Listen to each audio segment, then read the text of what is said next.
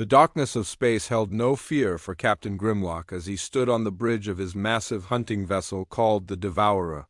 His towering frame cast long shadows across the metal floor while his razor-sharp claws clicked against the command console. The Vorthak had ruled the galaxy for 3,000 years, and Grimlock was one of their finest hunters.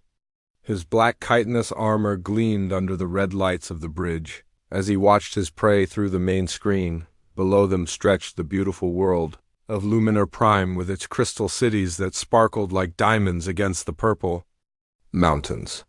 The peaceful Luminari people had no idea what was coming for them. They never did. That was what made the hunt so perfect. Grimlock's acidic saliva dripped from his mandibles as he thought about the chase that would begin soon. The Vorthak Empire had turned hunting into an art form. They bred entire species on special worlds just for the sport of it. Some aliens were kept for their meat while others provided entertainment in the great hunting arenas. The Luminari were special, though. Their crystal hearts could power Vorthak ships for decades. That made them both prey and treasure. Lieutenant Draken approached with his head bowed low. The younger Vorthak warrior had learned to show proper respect to his captain. His yellow eyes glowed with excitement as he spoke. "Sir, the hunting packs are ready to deploy. The Luminari cities show no defensive preparations. They still believe they are safe under the old peace treaties." Grimlock let out a low growling laugh that made the bridge crew shiver. Peace treaties meant nothing to the Vorthak. They were just words that weak species used to feel safe before the real predators arrived. "Good. Signal the other ships in Bloodfang's squadron. We begin the hunt at dawn on their world. I want the crystal cities intact, but the people scattered into the wilderness where we can track them properly." The Luminari had made the same mistake that every other species made when they first met the Vorthak. They thought the tall, armored beings were just another spacefaring race looking for trade and friendship. They never realized they were looking at death itself until the hunting horns sounded and the killing began. On the surface of Luminar Prime, the crystal cities hummed with peaceful energy. The Luminari moved through their daily lives without knowing that predator eyes watched them from orbit. Their translucent skin glowed softly in the evening light as they tended their energy gardens and sang their haunting songs. Children played among the crystal formations while their parents worked to harvest the light that powered their civilization. Elder Kestra stood on the highest tower of the capital city looking up at the stars. Something felt wrong to her ancient senses, but she could not place what it was. The Luminari had lived in peace for so long that they had almost forgotten what danger looked like. Their world had no natural predators, and their technology was built for creating rather than destroying high above in space. Grimlock received a message from the Vorthak homeworld. The communication came directly from the Council of Alphas, who ruled their empire from the great obsidian citadel. Elder Ravenclaw's scarred face appeared on the screen with his one remaining eye glowing like a red ember in the darkness. "Captain Grimlock, the Council has received disturbing reports from the Outer Rim territories. A new species has been spotted, interfering with our hunting operations. They call themselves humans, and they seem to be organizing resistance among our prey species. What do you know of this?" Grimlock's claws scraped against the metal as he considered the question. He had heard whispers about these humans, but had paid them little attention. Every few decades some new species tried to stand against the Vorthak Empire. They all ended up the same way, either dead or in the hunting preserves. "I have heard the rumors, Elder Ravenclaw. Another weak species that thinks it can challenge us. They will learn the price of defying the Vorthak soon enough." But Elder Ravenclaw's expression remained troubled. His centuries of experience had taught him to sense when something was different. These humans destroyed 3 of our hunting stations without leaving any survivors. They did not flee when our ships arrived. They fought back and they won. This is not normal behavior for prey species. The other members of the council dismissed the old warrior's concerns. Alpha Ironjaw, the largest and most brutal of the Vorthak leaders, snarled his contempt. "You grow soft in your old age, Ravenclaw. No prey species can stand against us. We are the apex predators of this galaxy. We have been since the ancient times when we first left our homeworld and began the great hunt among the stars. Grimlock felt his own confidence surge at these words. The Vorthak had never lost a war or failed to conquer a species they wanted. Their hunting methods had been perfected over millennia. They understood how fear worked and how to use it as a weapon. Every species in the galaxy knew what happened to those who tried to resist the hunters. The conversation ended, and Grimlock turned his attention back to the world below. The Luminari would provide excellent sport, and their crystal hearts would power his ship for years to come. After that, he might seek out these humans that had Elder Ravenclaw so worried. It would be interesting to see what made them think they could challenge the masters of the hunt. As the first hunting shuttles prepared to launch toward Luminar Prime, Grimlock allowed himself to feel the ancient joy that every Vorthak experienced. Before a hunt, the thrill of stalking prey through unknown terrain, the satisfaction of watching fear in their eyes when they realized they could not escape, the final moment when superior predator claimed victory over helpless prey. Down on the planet's surface, Elder Kestra felt the wrongness in the air grow stronger. She called out to the other city leaders, but her warnings came too late. The first Vorthak shuttles broke through the atmosphere like falling meteors. The peaceful crystal cities began to shatter under energy weapon fire as the greatest hunters in the galaxy descended to claim their newest prey. The Luminari had no weapons and no experience with warfare. They ran in panic as the armored predators emerged from their ships with claws extended and weapons charged. The hunt had begun exactly as Grimlock had planned. The screams of terror echoed through the crystal valleys as the Vorthak spread out to drive their prey into the wilderness, but in the deepest parts of space, far from the dying light of Luminar Prime, other eyes watched the Vorthak ships through long-range sensors. Human vessels hung silent and dark between the stars as their crews recorded every detail of the attack. They studied the hunting patterns and weapon signatures while their commanders planned for a very different kind of encounter. Captain Harrison of the Earth vessel Defiant spoke quietly to his tactical officer as they watched the slaughter below. Lieutenant Stone, make sure you get clear recordings of their attack patterns. We're going to need every advantage we can get when we face these hunters ourselves. The humans had been watching the Vorthak Empire for months now. They had seen the hunting preserves and the breeding worlds. They knew about the 3,000 years of galactic terror that these creatures had spread across the stars. Unlike every other species in the galaxy, the humans were not planning to run or hide when the hunters came for them. The stage was set for a confrontation that would shake the foundations of the galaxy. The apex predators were about to discover that sometimes prey could bite back harder than anyone expected. Commander Blake Harrison stood in the medical bay of the human ship Defiant as Dr. Elena Vasquez finished treating the last of the Luminari refugees. The crystalline beings sat huddled together on the medical beds with their inner light dim with trauma and fear. Their rescue had come almost too late, and the stories they told painted a picture of horror that made even the hardened space marines feel sick.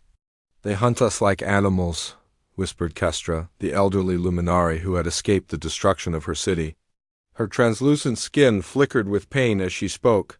"For 3 days they chased us through the crystal forests. They killed the slow ones and captured the fast ones. They laughed as they did it. They enjoyed our terror." Dr. Vasquez recorded every word while her hands shook with anger.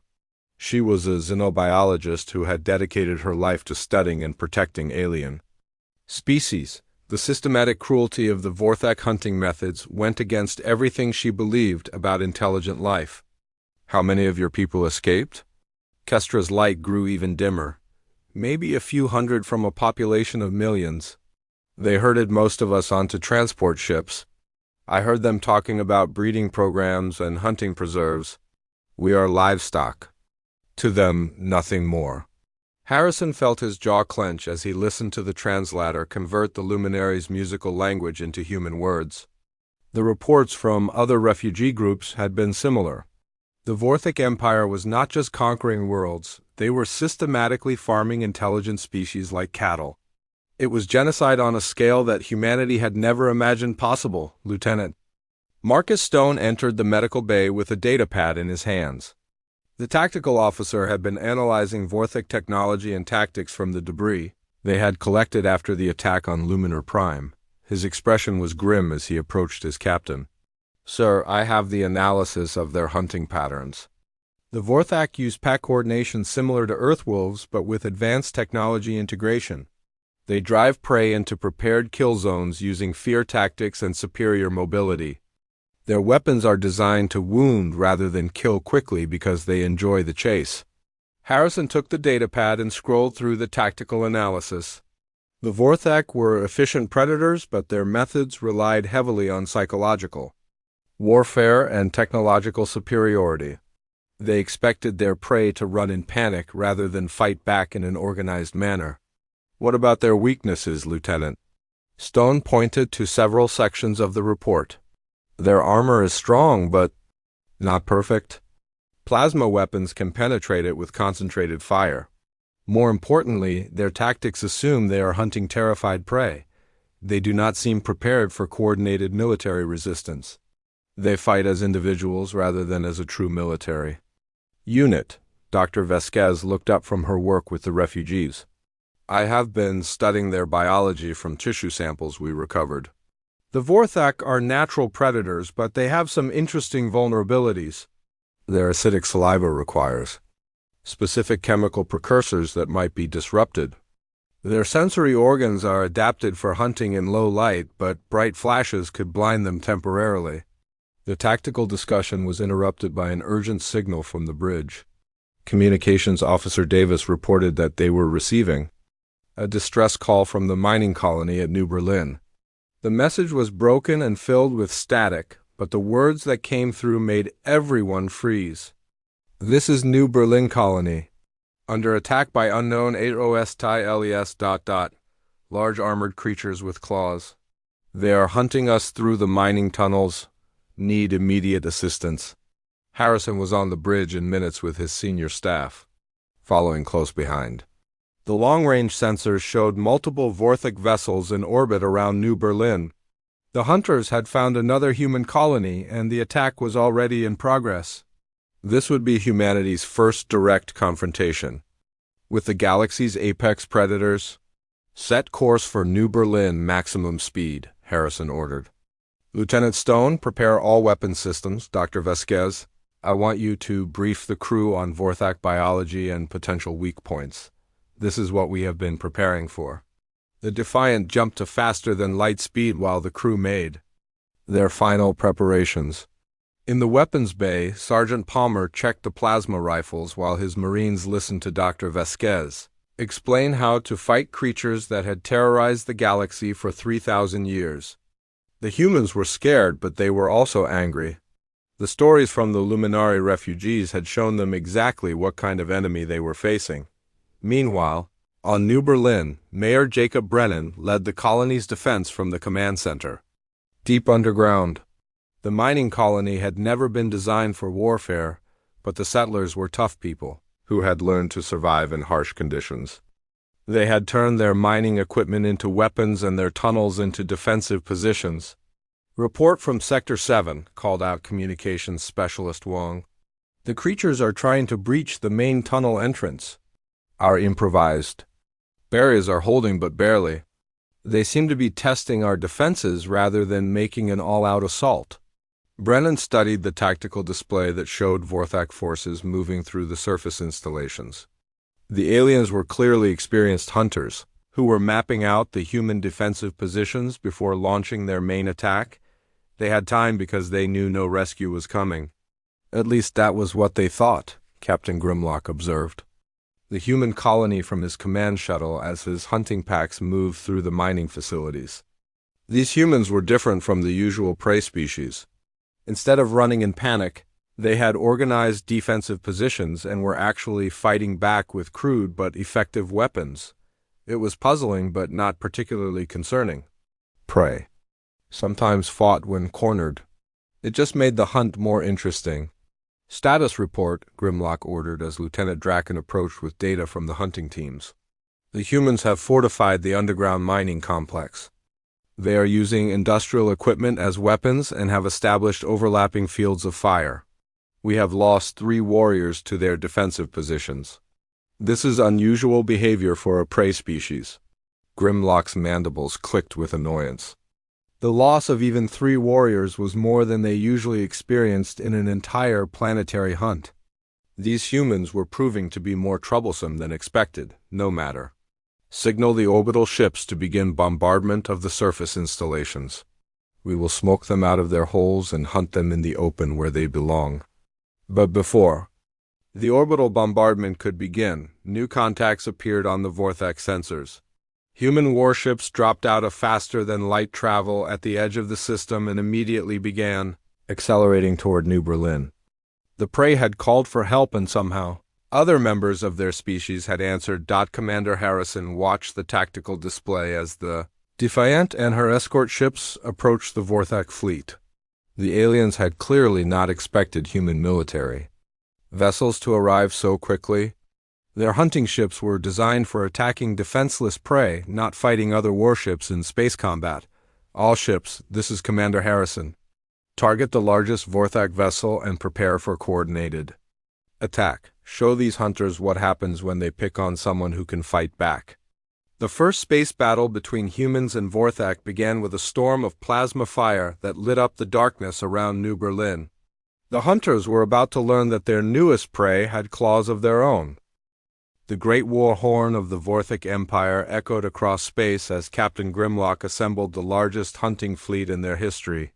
5 massive battle groups containing hundreds of ships gathered in the dark void beyond the galactic rim. The Devourer led the formation with its hull painted in the blood-red markings of a successful hunt. For the first time in 3 millennia, the Vorthak were mobilizing their entire military might against a single prey species. Elder Ravenclaw watched the fleet assembly from his command ship with growing unease. His scarred face reflected the red glow of the tactical displays that showed human colonies scattered across dozens of star systems. These were not the random settlements of a primitive species. The humans had spread far and fast with a level of organization that reminded him of the early days of Vorthak expansion. The humans have withdrawn from their outer colonies, reported Intelligence Officer Stormclaw as he approached the Elder with a data crystal. Our advanced scouts found empty stations and abandoned mining operations. They are consolidating their population in heavily defended core worlds. Ravenclaw studied the tactical information while his one remaining eye glowed with thought. This was not the behavior of terrified prey. Prey species ran in random directions when the hunters came. They scattered to the furthest corners of space and hoped to hide until the danger passed. These humans were doing the opposite. They were gathering their strength and preparing for war. Meanwhile, deep in human space, Admiral Rebecca Torres coordinated the defense from Fortress Alpha, a massive military station orbiting the industrial world of New Terra. The rectangular command center hummed with activity as officers from across human space worked together to face the greatest threat their species had ever encountered. Torres had fought in the brutal Centauri Wars against rebel colonies, but this was different. This was a fight for the survival of humanity itself. Status report from all sectors, Torres ordered as she stood before the main tactical display. The holographic projection showed the positions of human fleets, defensive installations, and civilian evacuation routes. Every human military asset was being repositioned for the coming storm. Captain Williams of the 5th Fleet reported first. Admiral, we have completed the evacuation of the rim colonies. All civilian populations have been moved to defended core worlds. Our mobile fleets are positioned to respond to Vorthak attacks while our heavy units guard the critical systems. Torres nodded as she studied the defensive arrangements. The humans had learned hard lessons from the Centauri Wars about fighting a technologically superior enemy. You could not win by meeting them in open battle. You had to make them fight on your terms using every advantage you could create. The first test came at the mining colony of New Berlin, where Mayor Jacob Brennan had turned the underground complex into a fortress. The Vorthak hunting packs had expected to finish their hunt quickly but instead found themselves facing prepared defensive positions and coordinated resistance.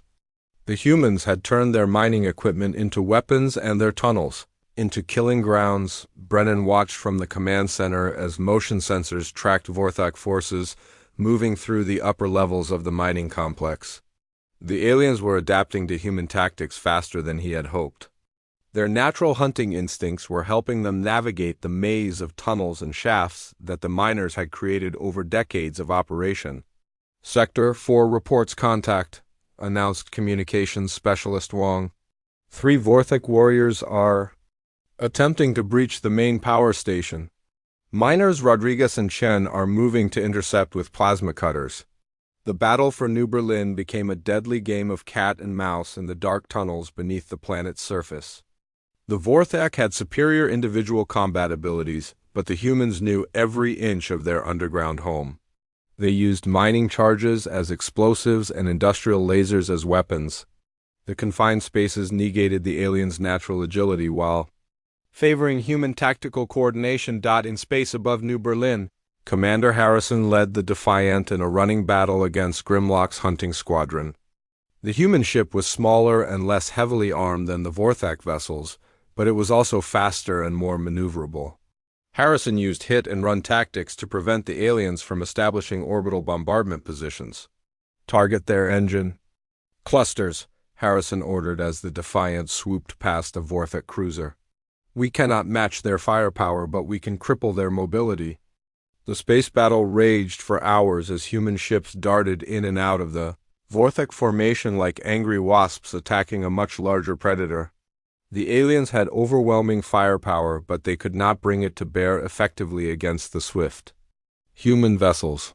Their hunting mentality worked against them in this type of combat. Lieutenant Stone coordinated the attack patterns from his tactical station while monitoring damage reports from across the human fleet. Sir, the Vorthak are taking heavy casualties, but so are we. We have lost 3 escort ships and the Defiant's shields are down to 40%. Harrison watched the tactical display as the battle developed. The humans were holding their own, but barely. They needed something to tip the balance in their favor. That something came from an unexpected source when the rescued Luminari refugees volunteered to help with their energy manipulation abilities. Dr. Vasquez had been working with the crystalline beings to understand how their natural abilities could be weaponized. The Luminari could store and redirect energy in ways that human technology could barely comprehend. They offered to overcharge the human plasma weapons in exchange for protection from the Vorthak hunters. The enhanced weapons changed the course of the battle immediately. Human plasma bolts that had barely scratched Vorthak armor now punched through their hulls like paper. The alien hunters found themselves on the receiving end of devastating firepower for the first time in their history. Captain Grimlock watched in shock as his flagship took critical damage from what should have been insignificant human weapons. His bridge crew scrambled to understand how their prey had suddenly become so dangerous. The impossible was happening before his eyes. Prey was defeating Predator in open combat. Sir, we are receiving reports from across the fleet, Lieutenant. Draken reported with barely controlled panic in his voice. Human weapons have increased in power by 300%. Our armor cannot withstand their current firepower levels. We are taking unprecedented casualties. The battle ended with the Vorthak hunting fleet retreating from New Berlin in defeat.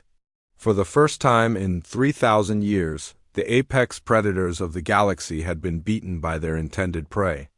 The news spread across the galaxy like wildfire as other oppressed species began to whisper about the impossible victory. News of the human victory reached the Vorthak homeworld, where the Council of Alphas met in emergency session. The great obsidian citadel echoed with angry roars as the greatest hunters in the galaxy tried to understand how their perfect hunting methods had failed. Alpha, Ironjaw slammed his massive claws against the council table with enough force to crack the ancient stone. This is impossible. No prey species has ever defeated us in open combat. There must be some explanation for this humiliation. Elder Ravenclaw spoke quietly from his position at the far end of the table. I told you these humans were different. They do not behave like prey because they are not prey. They are predators just like us, perhaps even more dangerous because they understand how to work together. But the other council members refused to accept this possibility. They had built their entire civilization on the belief that the Vorthak were the ultimate hunters. To admit that another species could match or exceed their abilities was to question everything they believed about themselves. Meanwhile, in the depths of space, human scout ships began to appear in star systems that had been under Vorthak control for centuries. The prey had become the hunter, and the greatest predators in the galaxy were about to learn what it felt like to be stalked by something even more dangerous than themselves. Admiral Torres received reports of successful human raids on Vorthak supply lines and hunting stations. The aliens had never needed to defend their territory before because no species had ever challenged them. Their entire military doctrine was built around hunting defenseless prey rather than fighting other predators. The galaxy held its breath as two apex predators prepared for a war that would determine the fate of every living being among the stars. The Vorthak had ruled through fear and violence for 3 millennia. Now they faced an enemy that understood both concepts just as well as they did. Captain Lisa Morgan crouched in the shadows of an alien jungle as her stealth ship Shadow Strike hung invisible in orbit above the Vorthak breeding world of Keth Prime. The heavily forested planet stretched endlessly in all directions with massive compounds scattered across the continents like cancer cells. Each facility contained thousands of sentient beings from dozens of species, all kept as livestock for the galaxy's apex predators. Sergeant Rick Palmer checked his demolition charges while scanning the perimeter of the nearest compound with his enhanced sensors. The explosives expert had volunteered for this mission knowing it was likely a one-way trip. The intelligence they gathered here could save billions of lives across the galaxy, but getting out alive was another matter entirely. "Movement to the north," whispered Lieutenant David Chun, the team's intelligence officer. His cybernetic implants allowed him to process multiple data streams simultaneously while remaining completely silent. 3 Vorthak guards making their rounds, same pattern they have followed for the past 6 hours. Morgan studied the guard rotation through her tactical visor while accessing the mission files on her wrist computer. Operation Apex had been planned for months using intelligence gathered from rescued slaves and captured Vorthak equipment. Human forces across the galaxy were simultaneously striking at the infrastructure that supported the hunting empire. The breeding compounds on Keth Prime were among the most heavily guarded facilities in Vorthak space. They contained the genetic diversity that allowed the hunters to create new prey species and maintain their existing livestock populations. Destroying them would cripple the Empire's ability to sustain their hunting culture. Inside the nearest compound, thousands of beings from across the galaxy lived in conditions that defied description. The Luminari refugees had provided detailed information about the breeding programs, but seeing it firsthand was still shocking. Intelligent creatures were treated like farm animals, bred for specific traits that made them better prey for Vorthak. Hunting expeditions, a group of tall, fur-covered beings called the Kethari huddled together in one section of the compound. Their warrior culture had been completely broken by generations of captivity. Their cubs were taken at birth and raised in separate facilities to prevent the development of resistance movements. Only the oldest among them remembered what freedom looked like. Elder Thane, the last of the Kethari war chiefs, felt something change in the air around the compound. His enhanced senses detected movement in the jungle that did not match Vorthak patrol patterns. These new arrivals moved with purpose and coordination that suggested military training. Could it be possible that someone had finally come to challenge the hunters? Morgan's team moved through the jungle like ghosts, using advanced camouflage technology and years of special operations training to avoid detection. They had studied Vorthak sensory capabilities and designed their equipment to be invisible to alien scanning systems. The hunters relied too heavily on their natural advantages and had never needed to develop countermeasures against stealth technology. The first compound fell without raising any alarms. Palma's charges were designed to create maximum structural damage while producing minimal noise. The Vorthic guards never knew what hit them as their weapons and communication systems were systematically destroyed. The prisoners found their cell doors open and human soldiers offering them freedom. Elder Thane stared in amazement as a human female approached his cage with a plasma cutter in her hands. The being was smaller than a Vorthic warrior, but moved with the confidence of an apex predator. Her equipment was clearly designed for warfare rather than hunting. This was a soldier, not prey. "Can you understand me?" Morgan asked through her universal translator. "We are here to free you and destroy this facility." "Are there other compounds on this world that hold prisoners?" The old Cathari felt hope stir in his chest for the first time in decades. "There are 17 compounds across this continent alone. Hundreds of thousands of our people are held here. But the Vorthek will send reinforcements as soon as they discover what you have done." Morgan smiled grimly as she cut through the cage locks. "Let them come. We have been waiting for this fight for a long time." Word of the liberation spread quickly through the compound as freed prisoners helped the human soldiers locate hidden security systems and weapons caches. The Cathari proved to be valuable allies despite their years of captivity. Their warrior instincts began to resurface as they realized they might actually have a chance to strike back at their captors. Meanwhile, across the galaxy, similar raids were taking place on dozens of Vorthic facilities simultaneously.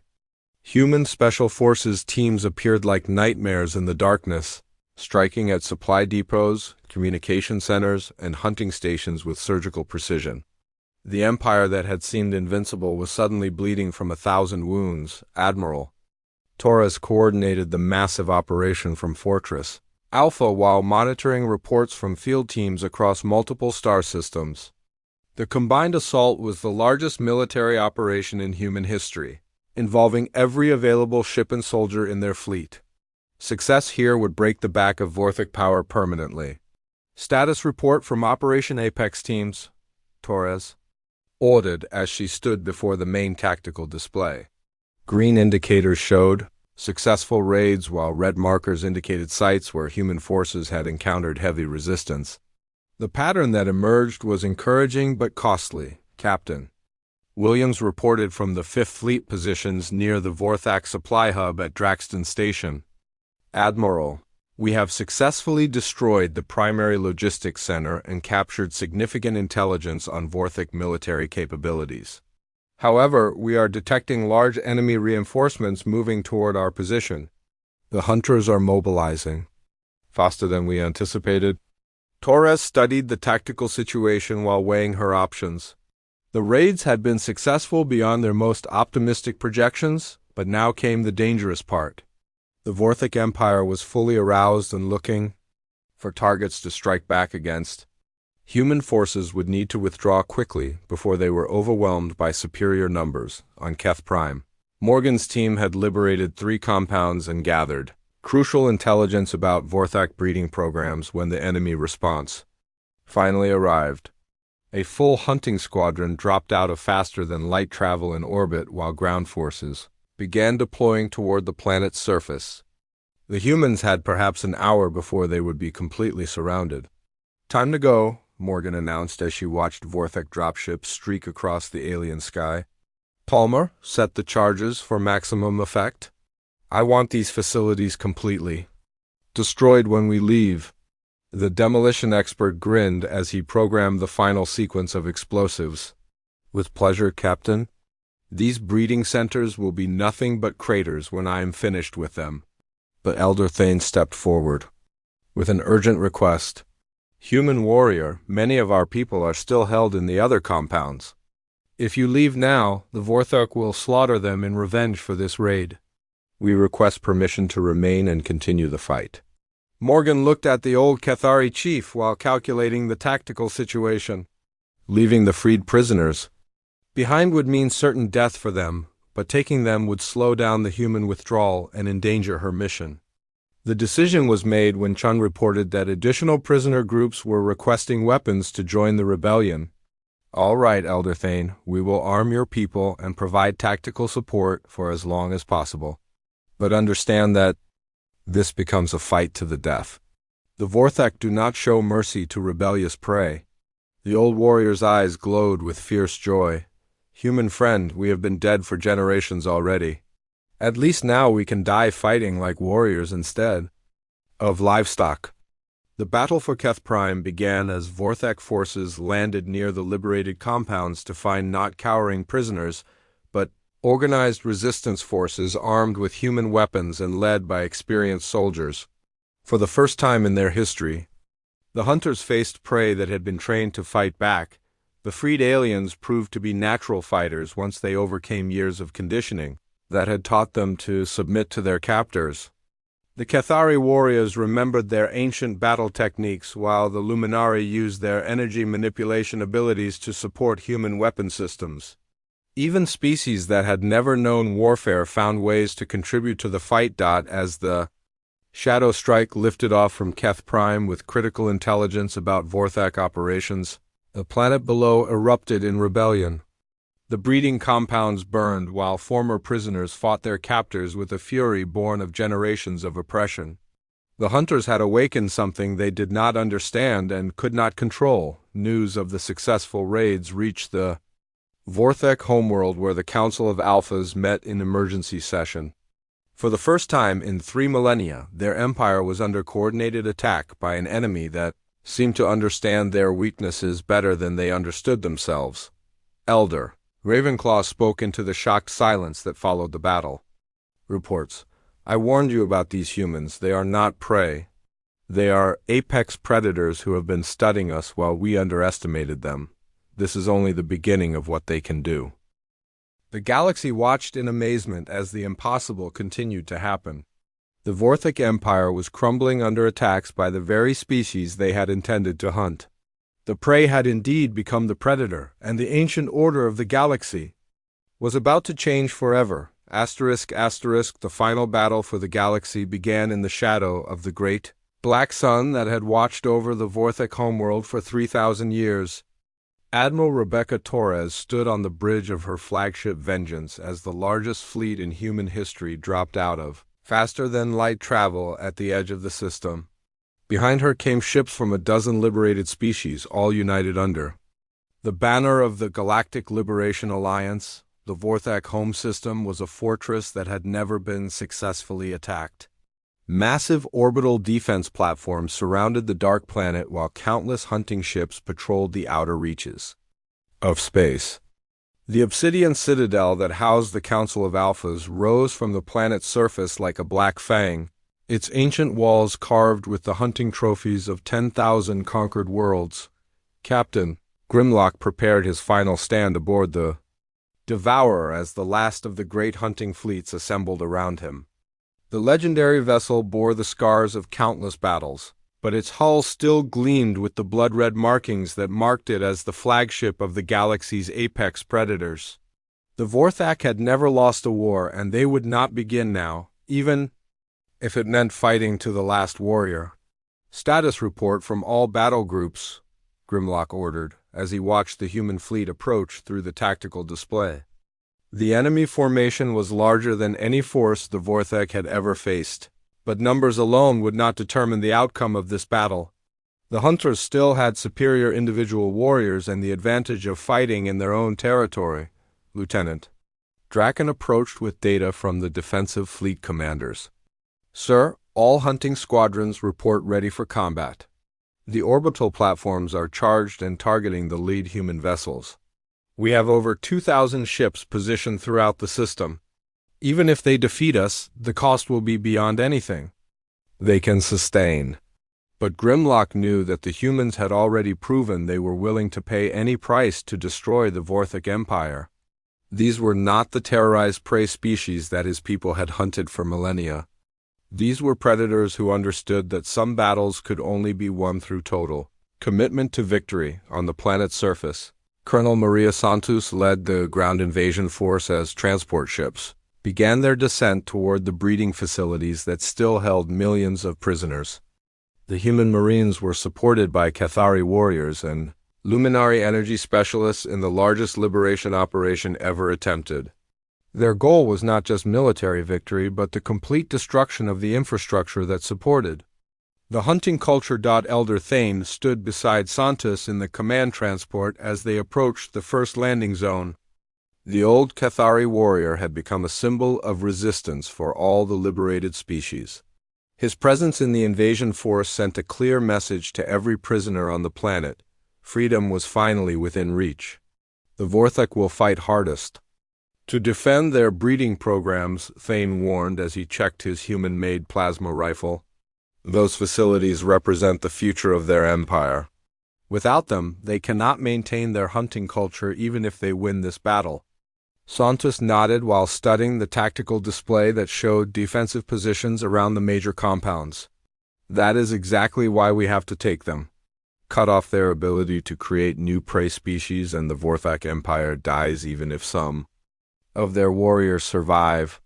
The space battle began with a storm of fire that lit up the darkness around the Vorthak homeworld. Human ships used the hit-and-run tactics that had proven so effective in previous engagements, while the liberated species provided support with their unique abilities. The Luminari overcharged human weapons while the Cathari provided boarding parties that could match Vorthak warriors in close combat. Commander Blake Harrison led a strike force of fast attack ships directly toward the orbital defense platforms. The Defiant had been upgraded with energy manipulation technology provided by their alien allies, making it far more dangerous than when it first encountered the Vorthak at New Berlin. The ship that had started this war would help finish it. Target the command platform first, Harrison ordered as his squadron accelerated toward the massive defensive structure. If we can disrupt their coordination, the other platforms will be easier to destroy. The orbital defense systems had been designed to repel invasion fleets through overwhelming firepower, but they had never faced enemies who fought with human tactical innovation. The attacking ships used the platform's own size against them, hiding in sensor shadows and striking at critical systems with surgical precision. Captain Grimlock watched in growing frustration as his defensive positions fell, one by one, to the coordinated human assault.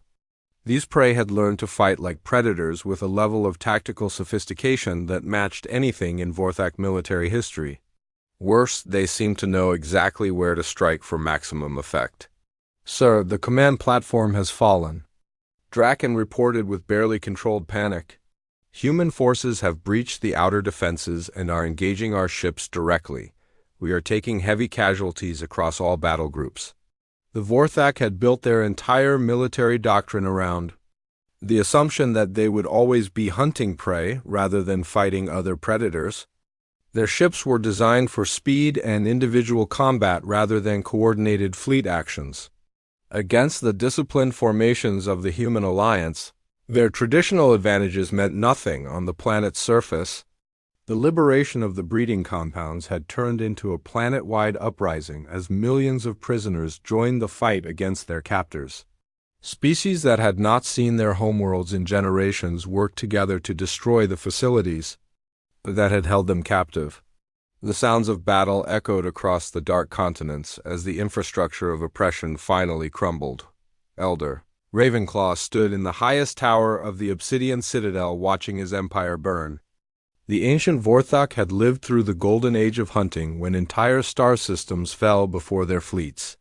Now he witnessed the end of everything his people had built over 3 millennia of galactic domination. Alpha Ironjaw burst into the tower chamber with his massive frame covered in battle scars from the fighting in the lower levels. "Elder, the humans have breached the Citadel's outer defenses.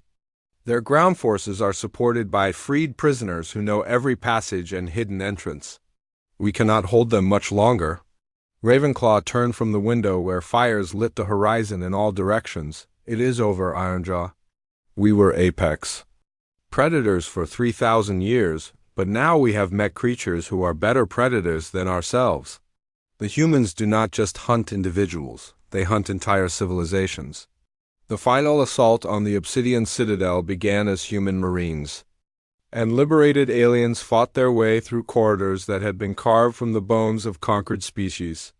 Every room told a story of Vorthak cruelty and the systematic oppression of intelligent life.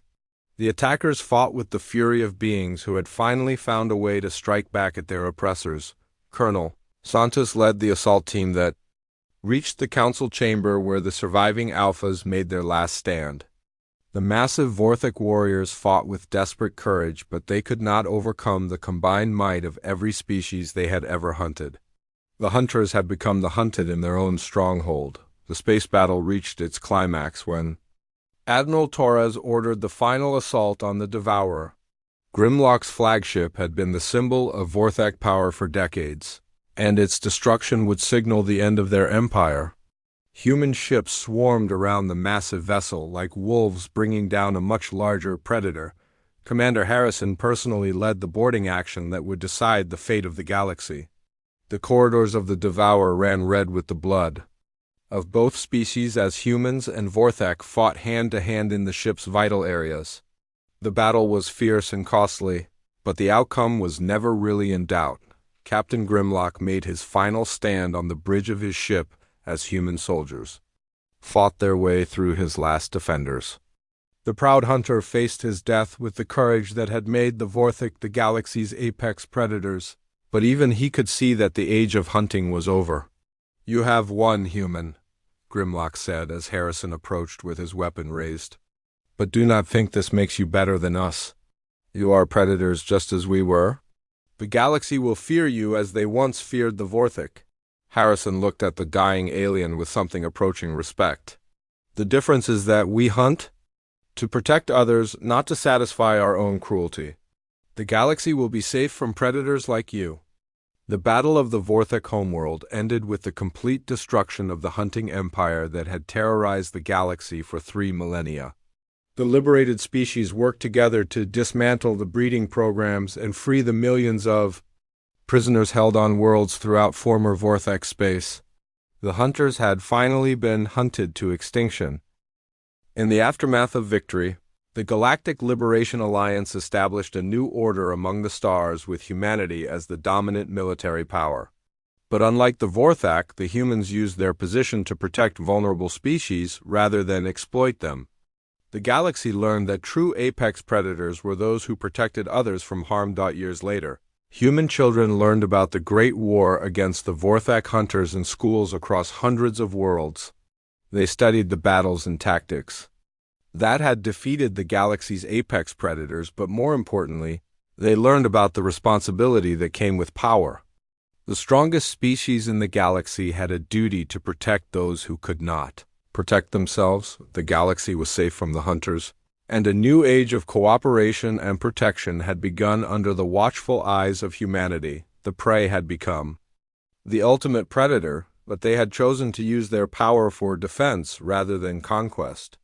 The stars themselves seemed brighter, knowing that the ancient terror was finally over.